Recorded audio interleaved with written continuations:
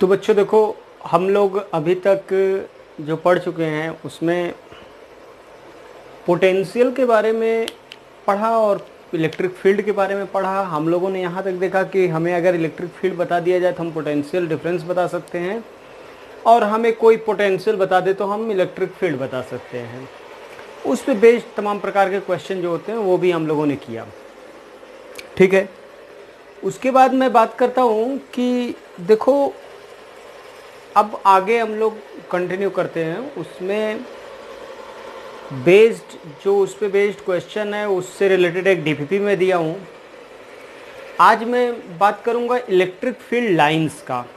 Electric field lines के बाद electric field line board के पॉइंट ऑफ व्यू से भी बहुत इंपॉर्टेंट है।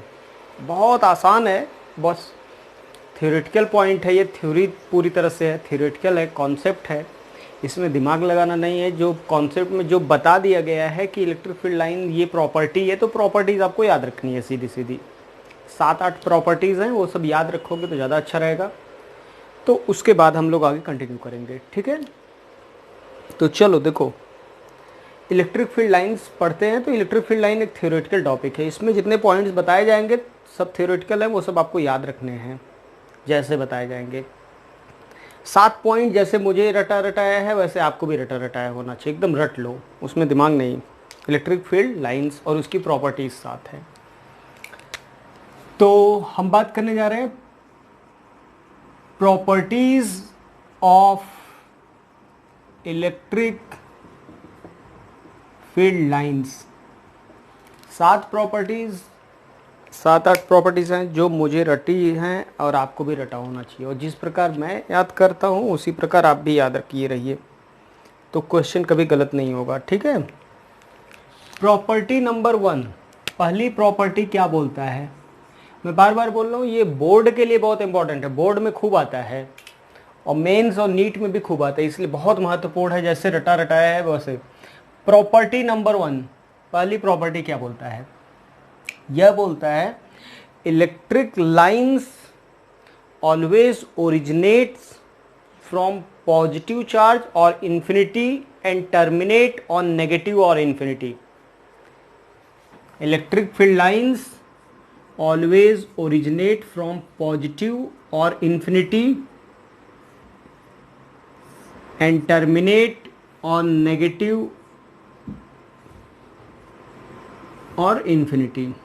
बात फिर से समझ में आना चाहिए आप सभी को कि electric field lines always originate from positive charge और infinity and terminate at negative और इंफिनिटी। देखो इसमें क्या है, इस पॉजिटिव का भी जा रहा होगा ना अनंत दूरी पे, इंफिनिटी पे जाके टर्मिनेट करता, वो माना जा सकता है इसको। इस वाले केस में, इस वाले फिगर में इसको इंफिनिटी पे माना जा सकता है। और इसमें देखो क्या है, ये टर्मिनेट नेगेटिव पे कर रहा है, यहाँ पे टर्मिनेट इंफिनिटी पे कर रहा है। यहाँ पे माना जा सकता है कि ये ओरिजिनेट कहाँ से होके आ रहा होगा, इंफिनिटी से। तो ऐसा बोला जा सकता है कि electric field lines always originates from positive और infinity and terminate at negative और इंफिनिटी। ठीक है, ये जैसे बोला जा रहा है डिक्टो वैसे ही आपको याद रखना है कि कहीं पॉजिटिव चार्ज हो तो क्या पॉजिटिव से ही लाइंस निकलती हैं, कहाँ टर्मिनेट होती हैं लाइंस, नेगेटिव पे। पहली प्रॉपर्टी सबको क्लियर होगा, इसमें किसी को कोई कष्ट होगा नहीं।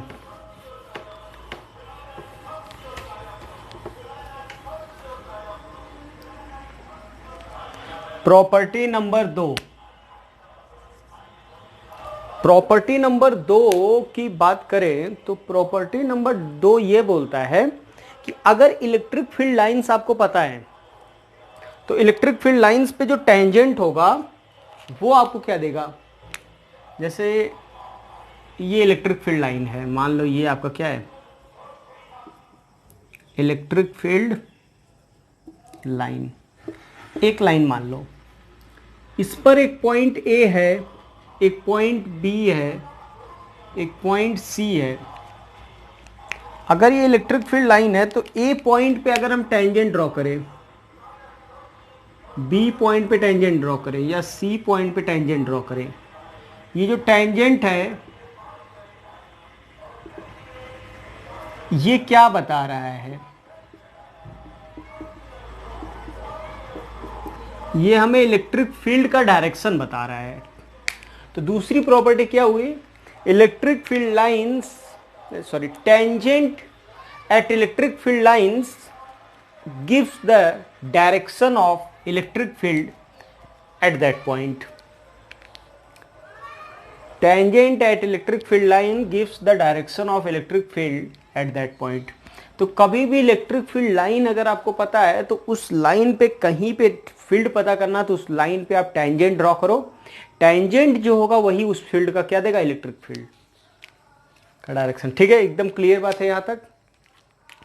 जैसे बच्चों मान लो आपके सामने ये इलेक्ट्रिक फील्ड है कभी, तो इस जगह पे टेंजेंट क्या होगा, ये, तो यहाँ पे इलेक्ट्रिक फील्ड ऐसा होगा, यहाँ पे इलेक्ट्रिक फील्ड कैसा होगा, तो ऐसा होगा। ठीक है, टेंजेंट ड्रॉ करो। तो ये बात सबको समझ में आ गया।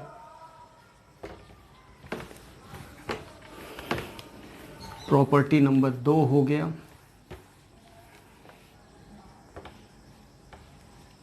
ठीक है, प्रॉपर्टी नंबर 2 के बाद हम आपसे बात कर रहे हैं कि थर्ड प्रॉपर्टी क्या बोलता है कि दो लाइंस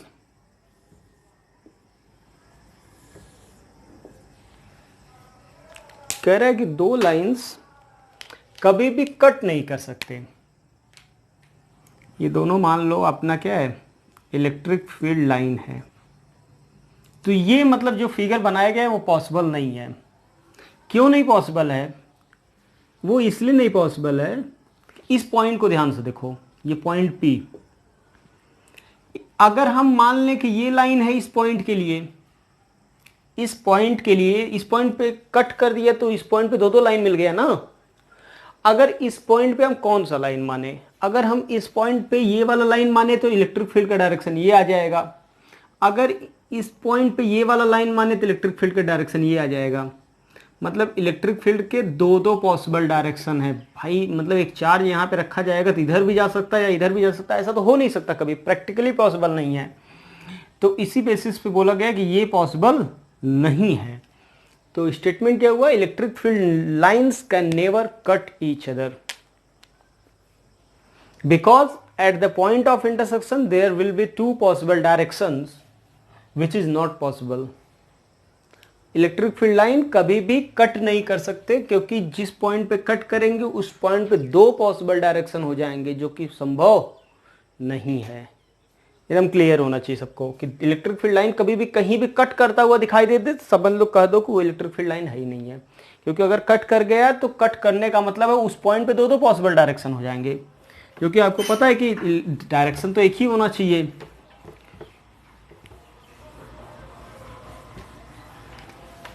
तो इलेक्ट्रिक फील्ड लाइंस की प्रॉपर्टी हम लोग बात कर रहे हैं, 3 प्रॉपर्टी अभी तक हम लोगों ने देखा। चौथी प्रॉपर्टी क्या बोलता है उसको थोड़ा समझो। इलेक्ट्रिक फील्ड लाइंस की बात हम लोग कर रहे हैं ना, तो 3 प्रॉपर्टी हो गई। तो चौथी प्रॉपर्टी क्या बोलता है, वो चौथी प्रॉपर्टी ये बोल रहा है कि जैसे मान लो, समझो इलेक्ट्रिक फील्ड लाइंस क्या रिप्रेजेंट करता है, वो ये रिप्रेजेंट करता है कि मान लो यार इस जगह पे इलेक्ट्रिक फील्ड लाइंस हमें ये दिया डायरेक्शन, ठीक है बच्चों। तो जरूरी है क्या इस जगह पे इलेक्ट्रिक फील्ड केवल एक पॉइंट चार्ज की वजह से हो या दूसरे पॉइंट चार्ज की वजह से हो, Q1 या Q2, किसकी वजह से ये डायरेक्शन देगा? इसकी वजह से डायरेक्शन बता रहा है कि इसकी वजह से डायरेक्शन बता रहा है? ध्यान से बताओ मुझे, ये डायरेक्शन जो इलेक्ट्रिक फील्ड है वो इसकी वजह से बता रहा है कि इसकी वजह से? इसकी वजह से तो ईमानदारी से देखा जाए इधर होगा E2, इसकी वजह से देखा जाए इधर होगा E1। तो इस पॉइंट पे इलेक्ट्रिक फील्ड बता क्या रहा था? वो बता रहा था, E जो बता रहा था वो बता रहा था E1 प्लस E2 बता रहा है। इसका मतलब क्या हुआ कि इलेक्ट्रिक फील्ड जो अगर आपको कहा जाएगा इस पॉइंट पे इलेक्ट्रिक फील्ड लाइन बनाओ तो इलेक्ट्रिक फील्ड लाइन E होगा, ना तो ये होगा ना तो ये होगा, इस पॉइंट पे रिजल्टेंट होगा। इलेक्ट्रिक फील्ड लाइन जरूरी नहीं इलेक्ट्रिक फील्ड लाइन कहीं बना है, तो वो यार एक पॉइंट चार्ज से बना होगा कि 2 पॉइंट चार्ज से बना होगा कि लाइन चार्ज से बना है, किससे बना है ये आपको नहीं पता ना। तो बहुत सारे चार्जेज हो तो आप किसकी वजह से वहां पे इलेक्ट्रिक फील्ड मानोगे। हम इस जगह पे इलेक्ट्रिक फील्ड जो दिया था वो इसकी वजह से मानेंगे कि इसकी वजह से, तो कहा जाएगा कि ना तो इसकी वजह से मानो ना तो इसकी वजह से मानो, इन दोनों का रिजल्टेंट जो आया वो मानो। ठीक है, इलेक्ट्रिक फील्ड लाइन हमेशा क्या देता है, रिजल्टेंट। तो इस बात को भी आप नोट कर सकते हो, electric field lines always represents net electric field at any point in the space. Electric field lines हमेशा क्या रिप्रेजेंट करता है, नेट इलेक्ट्रिक फील्ड को रिप्रेजेंट करता है। आगे की बात हम लोग बात करें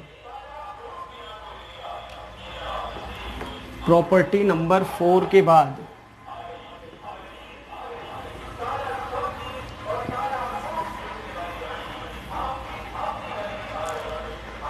प्रॉपर्टी नंबर 4 बच्चों बात किया जाए तो वो क्या बोलता है, सॉरी 4 तो हो गया ना, प्रॉपर्टी नंबर 5। प्रॉपर्टी नंबर 5 क्या बोल रहा है कि इलेक्ट्रोस्टैटिक फोर्स कैसा है, कंजर्वेटिव है। कंजर्वेटिव फोर्स के बारे में हम लोग जानते हैं कि कंजर्वेटिव फोर्स क्या होता है, पाथ इंडिपेंडेंट होता है। कंजर्वेटिव फोर्स क्या होता है, work done by conservative force एक पॉइंट से इसी पे आ जाए, अगर यहीं से घुमा के यहीं पे ला दूं तो वर्क डन कितना होना चाहिए, कंजर्वेटिव का 0 होना चाहिए। एक पूरा घूम के अगर वहीं पे आ जाए तो 0 हो जाएगा। तो अगर इलेक्ट्रिक फील्ड, अगर कोई कहे कि इलेक्ट्रिक फील्ड आपका एक क्लोज लूप में एग्जिस्ट कर रहा है, अगर मान लो एक इलेक्ट्रिक फील्ड ऐसे क्लोज लूप में एग्जिस्ट कर रहा है, ठीक है ना, तो अगर मैं एक पॉइंट चार्ज को Q को इसी रास्ते पे ऐसे ले चलूं और घुमाते घुमाते घुमाते घुमाते घुमाते घुमाते वहीं ला दूं, तो वर्क डन कितना आ जाएगा, क्यू ई इंटू 2πr, जो कि 0 नहीं है। देखो अगर ऐसा पॉसिबल है इलेक्ट्रिक फील्ड, देखो फोर्स क्यू ई लगेगा ना टेंजेंशियल डायरेक्शन में, तो इतना वर्क हो जाएगा ना। ईमानदारी से क्या होना चाहिए, 0 होना चाहिए। इसलिए इलेक्ट्रिक फील्ड कभी भी ऐसे एग्जिस्ट नहीं करता। अगर क्लोज लूप में आपने इलेक्ट्रिक फील्ड बना दिया तो मतलब आपने बोल दिया कि भाई वर्क डन 0 नहीं आ रहा है, जबकि वर्क डन हमेशा क्लोज पाथ में क्या होता है, 0 होता है। आपको पता होगा work done by conservative force, जैसे ग्रेविटेशनल फोर्स कैसा है, कंजर्वेटिव है। तो इसी जगह से मैं ऐसे लेके आऊँ फिर ऐसे घुमा के लेके आऊँ वहीं पे दोबारा, तो वो वर्क डन कितना हो गया, 0 हो गया। ठीक है, तो ये स्टेटमेंट क्या रहेगा, electric field lines can never form a close loop because electrostatic force is a conservative force, because electrostatic force is a conservative force. बोलो भाई, ये बात अपने को समझ में आ गया। ठीक है, अगला स्टेटमेंट जो बोल रहा है, electric lines coming from positive charge or terminating at negative charge is directly proportional to magnitude of charge। ये बात समझना है थोड़ा सा। Electric field lines coming out from positive charge or terminating at negative charge is directly proportional to magnitude of charge.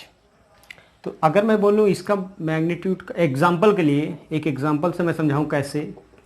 अगर इस पे हम क्यू चार्ज है, इससे हम 4 लाइंस निकलती हुई मान रहे हैं, हम ऐसा नहीं बोल रहे हैं कि क्यू से हमेशा 4 लाइन निकलेगा। एक एग्जाम्पल के लिए कि अगर मैं मान लूँ कि 4 लाइंस निकल रही क्यू से, तो 2Q से कितना निकलेगा, तो 2Q से कितना निकलेगा, 8।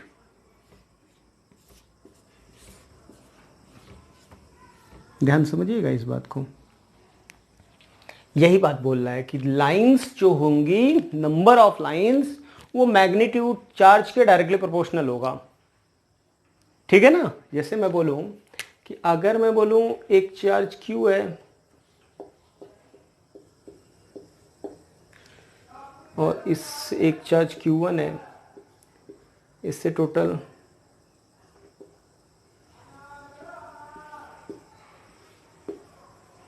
6 लाइंस निकलना है, तो Q1 की वैल्यू कितना होगा? तो Q1 की वैल्यू 1.5 Q होगा।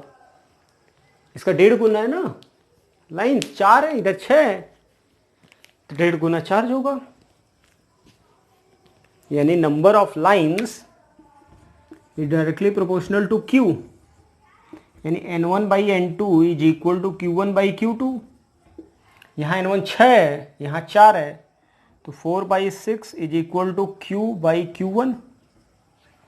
Q1 देखो 3 आगे ना। ऐसे बहुत फर्जी वाले क्वेश्चन जिसका कोई मतलब नहीं है, जब बस ये कॉन्सेप्ट तैयार आना चाहिए। मेरा कहने का मतलब ये है कि ये आपको पता होना चाहिए कि नंबर ऑफ लाइंस ज़्यादा है तो आप बोल दो मैग्नीट्यूड चार्ज का ज़्यादा है।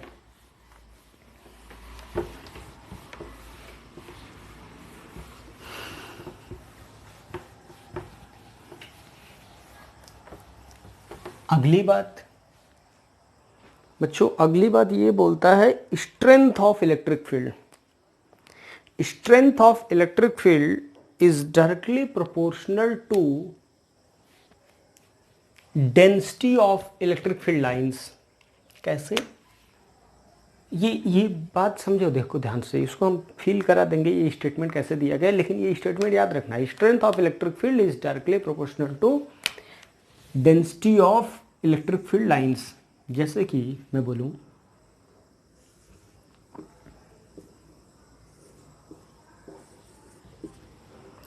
ये इलेक्ट्रिक फील्ड लाइंस आपको बना के दे दिया गया और पूछा गया ए पॉइंट और बी पॉइंट किस जगह इलेक्ट्रिक फील्ड ज़्यादा है। तो जहाँ डेंसिटी ज़्यादा हो वहाँ इलेक्ट्रिक फील्ड ज़्यादा होगा।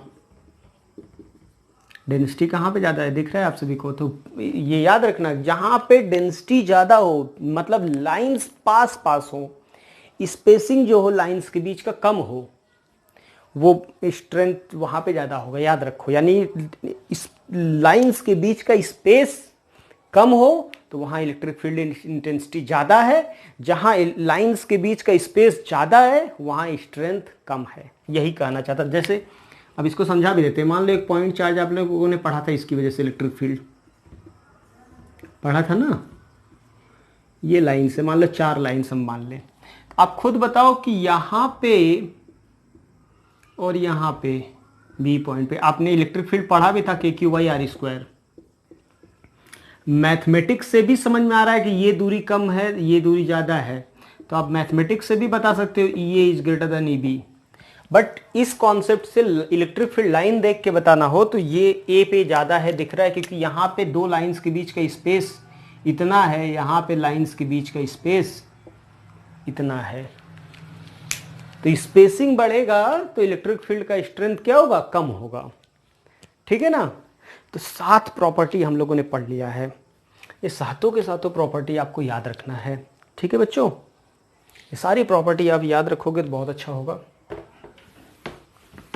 डायरेक्ट क्वेश्चन इस पे पूछे जाते हैं।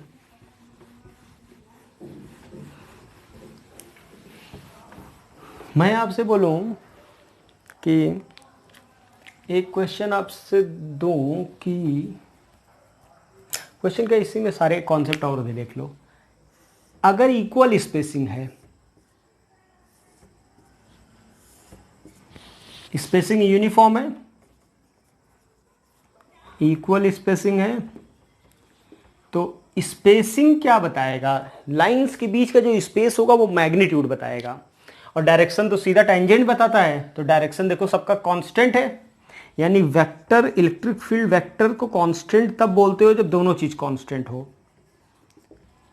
पता है ना, इसका दोनों चीज कांस्टेंट है, क्योंकि डायरेक्शन तो दिख रहा है फिक्स्ड है, लेकिन डायरेक्शन तो कांस्टेंट होने के साथ साथ स्पेसिंग भी बराबर है। लेकिन अगर ऐसा हो जाए बच्चों, अब बताओ, तो सर डायरेक्शन तो कांस्टेंट फिक्स्ड है लेकिन स्पेसिंग बराबर नहीं है, तो मतलब इस बार क्या वेरिएबल है? Magnitude variable. तो इस वजह से ई क्या हो जाएगा? वेरिएबल हो जाएगा। और डायरेक्शन क्या होगा? फिक्स्ड है। मतलब इलेक्ट्रिक फील्ड वेरिएबल है, लेकिन किस वजह से? डायरेक्शन की वजह से नहीं, मैग्नीट्यूड की वजह से। ठीक है, ये छोटी छोटी बातें आपको समझ में आना चाहिए देख के। अच्छा, अब बच्चों मुझे बताओ,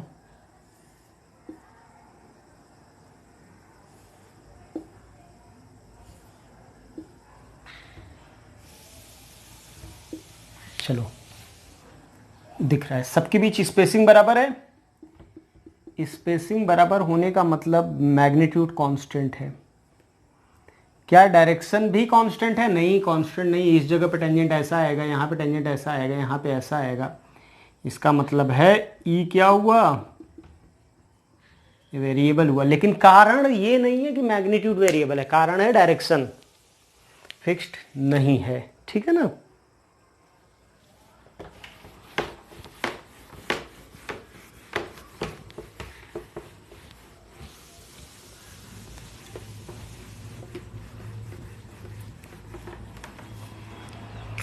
बच्चों जैसे मान लो आपको चौथा केस में बता दूं,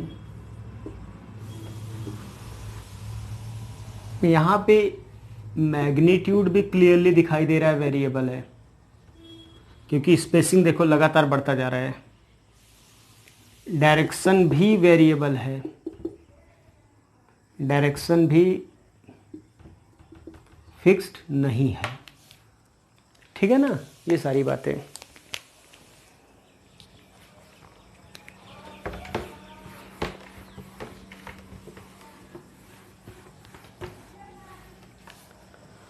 अब बच्चों जैसे कुछ पॉइंट चार्जेस और लाइन चार्जेस, इन सभी का कुछ का हम इलेक्ट्रिक फील्ड का रिप्रेजेंटेशन आपको बताते हैं। जैसे मान लो दो पॉइंट चार्ज दिया हो, अब सारी कॉन्सेप्ट हमें पता है, हमें इलेक्ट्रिक फील्ड लाइन ड्रॉ करना हो, तो मान लो जैसे आपको बोलूँ एक एग्जांपल के लिए कि एक चार्ज यहाँ पे Q रखा है, एक चार्ज यहाँ पे -Q रखा है। अब मुझे इसका इलेक्ट्रिक फील्ड लाइंस को बनाओ, कैसे बनेगा? अगर पॉजिटिव नेगेटिव दोनों दिया है तो एक जगह से ओरिजिनेट कराओ, एक जगह टर्मिनेट कराओ। तो यहाँ से निकला यहाँ गया, यहाँ से निकला यहाँ गया, यहाँ से निकला यहाँ गया, यहाँ से निकला यहाँ आया, यहाँ से निकला यहाँ आया। ठीक है? मतलब यहाँ से निकलेगा,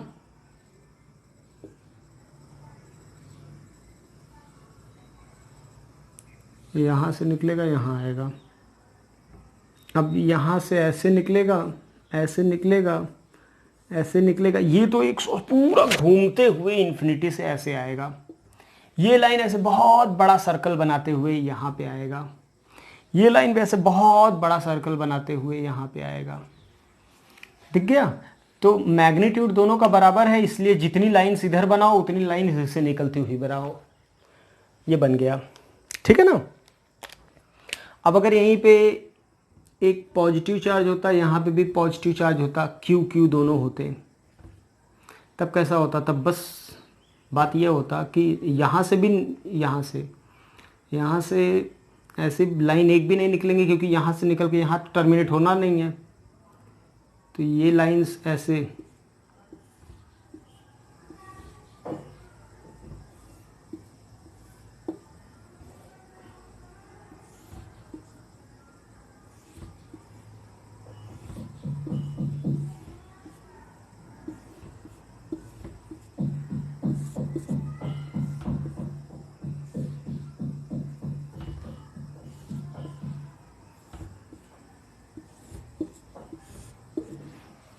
ये बना लो, क्योंकि टर्मिनेट इन्फिनिटी पे कराना। ये देखो, ये रिपेल करेगा ना इलेक्ट्रिक फील्ड, ये दोनों इन्फिनिटी पे चले जाएंगे।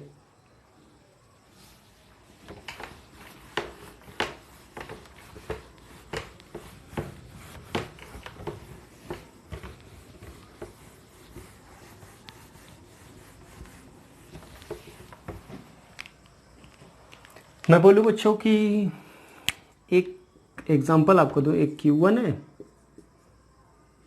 एक Q2 है। ऐसे दिया है कुछ आपको, फिगर दिया है ऐसे करके कुछ।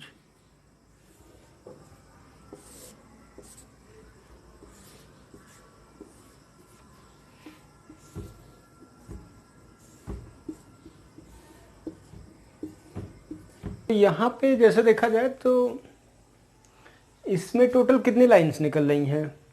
1 2 3 4 5 6 7, इस पे कितनी आ रही हैं? 1 2 3 4 5 6 7 8 9। तो एक बात, पहली बात, Q1 पॉजिटिव है या नेगेटिव है? तो आप सब बता सकते हो Q1 क्या है, पॉजिटिव है, और Q2 क्या है, नेगेटिव है, क्योंकि लाइंस यहाँ से ओरिजिनेट हो रहा है, जहाँ से ओरिजिनेट हो वो पॉजिटिव होता है, जहाँ टर्मिनेट हो वो नेगेटिव।